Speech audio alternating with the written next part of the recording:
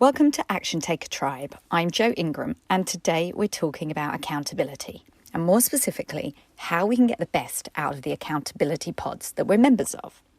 So first of all, what if you're not a member of an accountability pod? Why is it important? What's it all about? Well, did you know that there was a Harvard study done that saw how people attained their goals and what tactics they were using to help them get over the line? Did you know that if you think about your goals and get some clarity that way, you're 46% likely to achieve them? However, if you also write them down, that stat rises to 56%. It's a big leap just for writing them down, but I guess it shows your intentionality behind it. And get this, if you share your goals, you're now 64% likely to achieve them. And that means sharing them with other people, making public declarations about what you actually want to achieve. But here's where it gets really interesting. When you actually report your weekly progress to your friends or your accountability pod, that goes up to 76% of people hit their goals. What a big jump from 46% from people that just think about it up to 76% when you layer on all those extra elements of accountability. And that is why accountability pods are so helpful, and accountability partners too. Now, if you've ever been on a program, you'll probably have the opportunity to join an accountability pod or have an accountability partner. And it's not that surprising that accountability partners and pods are included in all these programs when you hear the statistics that I've just shared. Now, what if you're not in an accountability pod or you don't have an accountability partner? Well, I would really encourage you to reach out and find one. There are a lot of groups in Facebook that you can do that. You could come to my group, which is called Action Taker Tribe. Drop in there, put a post out that you're after an accountability partner, because I really believe it is an essential part of your development and progress to be within company that can really push and encourage you. And so how do you use an accountability pod? How can you make sure that you're giving and receiving all the support that's necessary? Well, first up, it's really important to meet regularly. Personally, I think weekly and certainly no less than twice a month is absolutely essential to really get the results from working with your accountability pod. So how to do that? On Zoom. That's my preference. I love the fact that I can see my accountability pod, and I'm in 2 accountability pods because I'm such a massive fan of it. And I jump onto Zoom and I can see my podmates' faces. We can talk really intimately, and we are friends.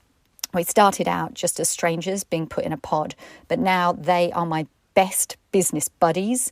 They are the people that I turn to first and foremost when I'm making big decisions for my business or I'm in a conundrum of some sort. And they frequently coach me through my dilemmas to build me up, to help me overcome my mindset problems. And I do exactly the same for them. That's the brilliance of being in an accountability pod. And what you do within those accountability meetings is really, really important.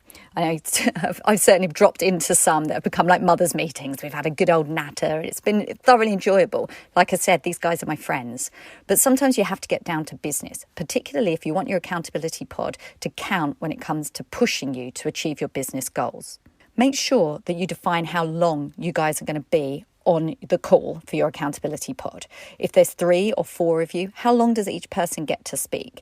How is it decided? Perhaps it's just organic and everyone's happy with that. Or perhaps you have 15 minutes each and you really do stick to that, so everybody gets an opportunity to level up every week and you don't go over time. Just make sure that you discuss these things with your podmates up front so you know how it's going to work. And the next thing, now this sounds obvious, but it's frequently missed. Hold each other accountable. I think it's really easy to say, oh, well, you've had a hard week. I know I have too. Let's commiserate. And being, gentle, kind and compassionate is a very, very important thing. But the reason that you guys are in these accountability pods is to be accountable to each other. So if you hear your podmates say that they didn't do it this week, delve a little deeper. Why didn't you do it this week? What stopped you? What could you do differently? How could you overcome it? Could you commit to it this week?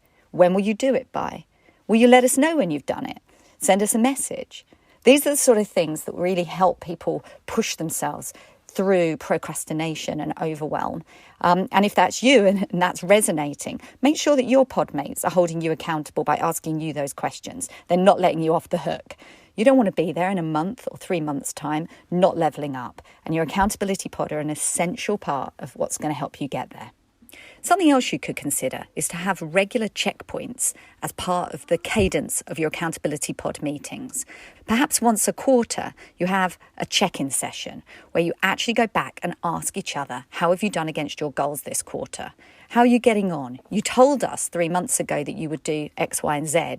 Have you done it? Have you exceeded expectations? What stopped you? How can we help you? And just have an opportunity to really take a step back, be the CEO for your business, and be the board of directors for each other.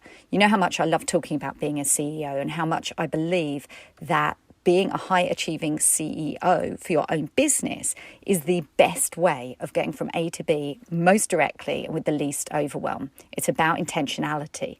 And the accountability pods are a really important element of that. When I think about the boardroom, I know that the CEO sits there with her board of directors and everyone is held accountable. Everyone must be playing their part to build the business and be achieving the overall vision.